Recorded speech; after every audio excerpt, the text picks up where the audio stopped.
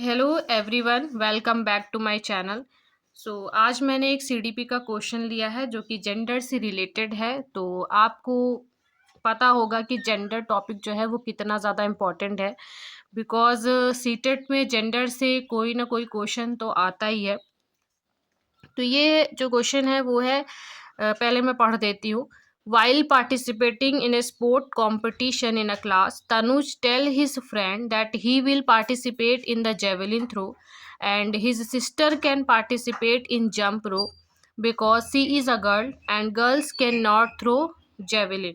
फिर इसमें ये पूछा गया है कि ये क्या दर्शाते हैं, क्या डिपिक्ट करते हैं। तो जेंडर कॉन्स्टेंसी या फिर gender equality, gender equity, gender stereotyping.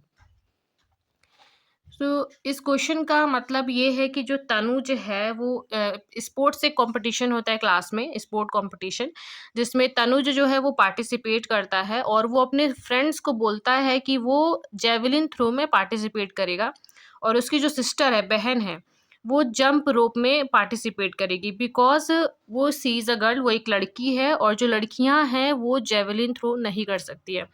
तो ऐसा तो बिल्कुल नहीं है। हमारे यहाँ कई सारी विमेन्स हैं जिन्होंने जेवलिन थ्रो में अपना अच्छा प्रदर्शन किया है और हमारे देश का भी नाम रोशन किया है। तो ऐसा तो बिल्कुल भी नहीं है। तो जो तनुज है उसका एक माइंडसेट होता है कि जो लड़कियां हैं ये काम जेवलिन थ्रो नहीं कर सकती हैं, ये काम सिर्फ एक लड़कों का होता है। तो आपने भी अपने घरों में, सबके घरों में तो नहीं होता बट कुछ ऐसे होते हैं फैमिली, तो घर में देखा होगा या फिर अपने आस-पास देखा होगा, नेबर्स में देखा होगा कि लड़के और लड़कियों के बीच में वो भेदभाव करते हैं। उनका एक माइंडसेट होता है कि जो लड़कियां होती हैं वो घर के कामों में बहुत अच्छी हैं, तो घर का काम करती हैं, बट ये जो काम है वो लड़के नहीं करेंगे। मतलब जैसे कुकिंग हो गया या फिर घर की साफ-सफाई हो गया। तो कई लोगों का ये माइंडसेट होता है कि ये जो सफाई और कुकिंग करने का जो काम है वो एक लड़की का है, लड़के उस काम को नहीं कर सकते हैं।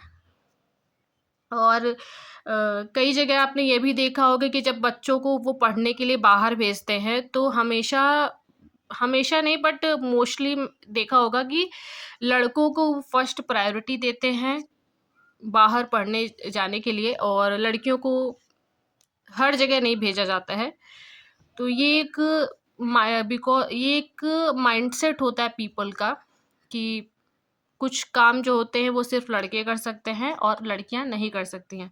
तो इसमें भी वही है कि जो तनुज है उसका एक माइंडसेट है कि जो लड़कियां हैं वो जेवलिन थ्रो नहीं कर सकती हैं, सिर्फ ये लड़के कर सकते हैं। तो ये क्या है? ये एक जेंडर स्टीरियोटाइप है।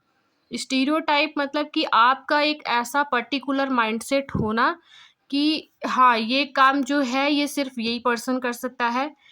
दैट मीन्स कि अगर कुकिंग है तो सिर्फ लड़कियां कर सकती हैं, लड़के कुकिंग नहीं कर सकते हैं। तो ये की माइंडसेट होता है। तो एक जेंडर स्टीरियोटाइप है। तो इसका भी क्वेश्चन क्या का आंसर क्या होगा? जेंडर स्टीरियोटाइप होगा। और भी जो ऑप्शन है मैं उसके बारे में बता देती हूँ। जेंडर कॉन्स्टेंसी दैट मीन्स कि जब एक पर्सन जो होता है, एक बच्चा होता है, वो अपना जेंडर पहचानने लगता है, उसको ये पता चल जाता है कि वो फीमेल है कि मेल है। अक्सर ये देखा जाता है कि 4 साल की उम्र जो होती है तब से वो जो बच्चा होता है वो अपने जेंडर को पहचानने लगता है। जेंडर इक्वालिटी दैट मीन्स कि वेदर इज़ फीमेल और मेल, सबको एक बराबर, एक समान समझना। अगर मैं ऑनलाइन पढ़ा रही हूँ तो मैं तो ये नहीं सोचूँगी कि जो मैं पढ़ा रही हूँ वो सिर्फ़ एक लड़के के लिए है, लड़कियाँ इसको नहीं देख सकती हैं। ये सभी के लिए है। जब भी स्कूल में टीचर्स पढ़ाते हैं तो वहाँ पे लड़कियाँ भी होती हैं, लड़के भी होते हैं। तो वो सभी को एक ही चीज़ पढ़ाती है, एक ही सब्जेक्ट पढ़ाते हैं। ऐसा तो नहीं होता कि मैथ सिर्फ़ लड़कों को ही पढ़ाएँगे, हम लड़कियों को नहीं पढ़ाएँगे क्योंकि लड़कियाँ मैथ्स नहीं पढ़ सकती हैं। ऐसा कई लोगों का माइंडसेट होता है बट ऐसा स्कूल में तो नहीं होता है। तो ये इक्वालिटी है, जेंडर इक्वालिटी मतलब कि सभी को एक बराबर समझना। जेंडर इक्विटी मीन्स अगर किसी का डिस्क्रिमिनेशन हो रहा है तो उसको हम एक फैसिलिटी प्रोवाइड करें।